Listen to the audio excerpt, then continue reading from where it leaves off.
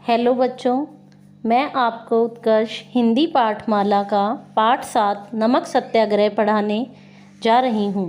पाठ को पढ़ाने से पहले मैं आपसे यह कहना चाहूँगी, मेरे वीडियो को लाइक, शेयर और सब्सक्राइब अवश्य करें और मेरे वीडियो को आप अंत तक देखें। बच्चों, नमक सत्याग्रह हमारे इतिहास का एक हिस्सा है। यह क्यों हुआ, इसके बारे में बताने के लिए मैं इतिहास में जाती हूँ और आपको इतिहास बताने का प्रयत्न करती हूँ। यह बात उस समय की है जब हमारा देश अंग्रेज़ों का गुलाम था। उस समय अंग्रेज़ों ने कुछ चीज़ों पर कर लगाए थे जिन्हें टैक्स भी कहा जाता है। उन चीज़ों में रोज़मर्रा में प्रयोग होने वाला नमक भी शामिल था। इस कानून के तहत अंग्रेज़ों ने नमक बनाने का अधिकार अपने पास रखा था और नमक पर कर भी लगाया था। 31 जनवरी 1930 को महात्मा गांधी ने वायसराय इरविन को एक पत्र लिखा। इस खत में उन्होंने 11 मांगों का उल्लेख किया था।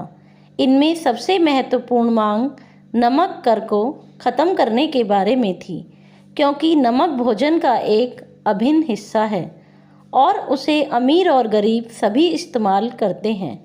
इसलिए नमक पर कर और उसके उत्पादन पर सरकारी अधिकार को महात्मा गांधी ने सबसे दमनकारी कानून बताया था। तो अब आप इसके थोड़े से इतिहास के बारे में समझ गए होंगे, जिससे कि आपको नमक सत्याग्रह पाठ को समझने में आसानी होगी।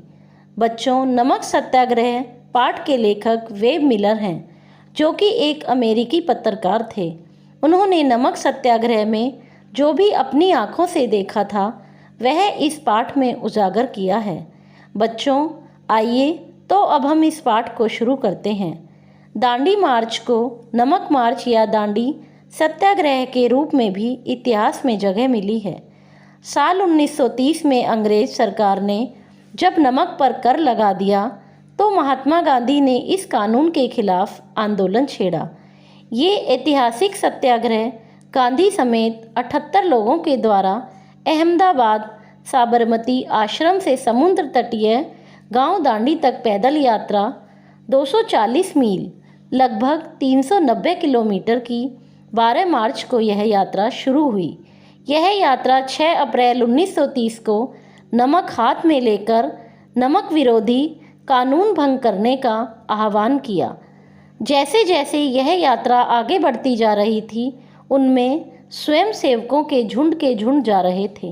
गांधी जी ने भारतीय स्त्रियों से घर से बाहर निकलकर विदेशी वस्तुएं और शराब बेचने वाली दुकानों तथा सरकारी संस्थानों पर धरना देने का आग्रह किया। इस बार बहुत सारी स्त्रियों ने इस प्रकार के राजनैतिक प्रदर्शनों में बढ़ चढ़कर हिस्सा लिया और अपने को गिरफ्तार कराया। इससे पहले ऐसा कभी भी नहीं हुआ था। कांग्रेस के छोटे बड़े स्वयंसेवकों ने नमक कानून का उल्लंघन किया। इससे पहले गांधी जी धरसना के सरकारी भंडार पर सत्याग्रह करके नमक बना पाते, उनको गिरफ्तार कर लिया गया। उनकी गिरफ्तारी के बाद अब्बास तैयब को इस आंदोलन का नेता बनाया गया, लेकिन अब्बास तैयब को भी गिरफ्तार कर लिया गया। उनकी गिरफ्तारी के बाद कवित्री सरोजनी नायडू को इस आंदोलन का नेता बनाया गया। यात्रा शुरू होने से पहले श्रीमती सरोजनी नायडू ने उद्बोधन करते हुए सरोजनी नायडू ने कहा कि भारत की प्रतिष्ठा आपके हाथों में है। आप पर मार पड़ेगी, लेकिन आप उसका प्रतिरोध नहीं करेंगे, यहाँ तक कि बचाव में अपने हाथ भी नहीं उठाएंगे। और भारी जय जयकार के साथ उनका भाषण समाप्त हुआ। स्वयंसेवक धीरे धीरे आगे बढ़ते हैं और शांतिपूर्वक आधे मील की यात्रा को नमक भंडार तक पूरा करते हैं। लेखक हमें नमक भंडार के दृश्य के बारे में बताता है कि वहाँ पर नमक भंडार को चारों ओर से पानी से भरी खाइयों से घेर कर रखा गया था।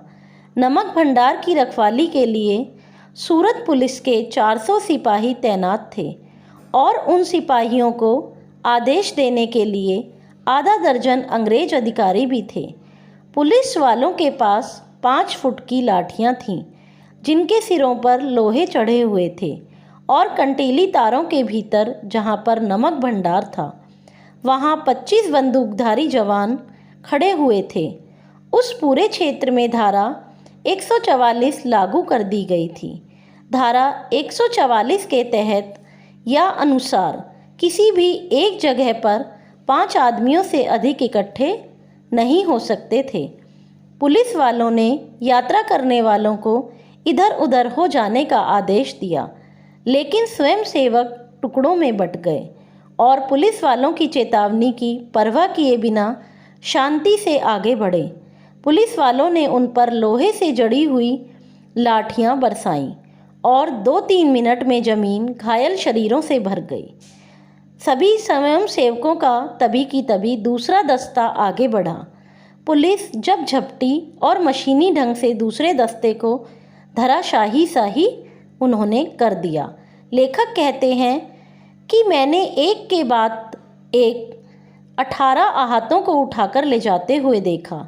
42 जख्मी लोग अभी भी जमीन पर पड़े हुए स्ट्रेचर वाहकों की प्रतीक्षा में थे। उनके शरीरों से खून बह रहा था। यह सिलसिला चलता रहा। सत्याग्रह के दस्ते आगे बढ़ते रहे। पुलिस की लाठियां उन पर बरसती रहीं। दोपहर के 11 बजते बजते मौसम बहुत गर्म हो गया था। तापमान 116 डिग्री फ़ारेनहाइट पहुंच गया था और प्रदर्शन लगभग समाप्त प्राय था। इसका अर्थ है कि समाप्ति पर ही था तथा 320 व्यक्ति पूरी तरीके से जख्मी हुए थे और 2 लोगों की मृत्यु हो गई थी। उनकी सेवा करने वाले राष्ट्रवादी डॉक्टरों की संख्या कम थी। लेखक कहते हैं कि अपनी आँखों अंग्रेज़ों की यह अमानवीयता देखने के बाद जब मैंने अपनी रिपोर्ट को विश्व प्रेस के पास भेजना चाहा, तो अधिकारियों ने तुरंत उस पर रोक लगा दी और बाद में उसे सेंसर कर दिया। सेंसर का मतलब होता है रिपोर्ट को काट छांट दिया। बच्चों, अब मैं इस वीडियो को समाप्त करती हूँ। आशा करती हूँ मेरा यह वीडियो आपको पसंद आएगा। धन्यवाद।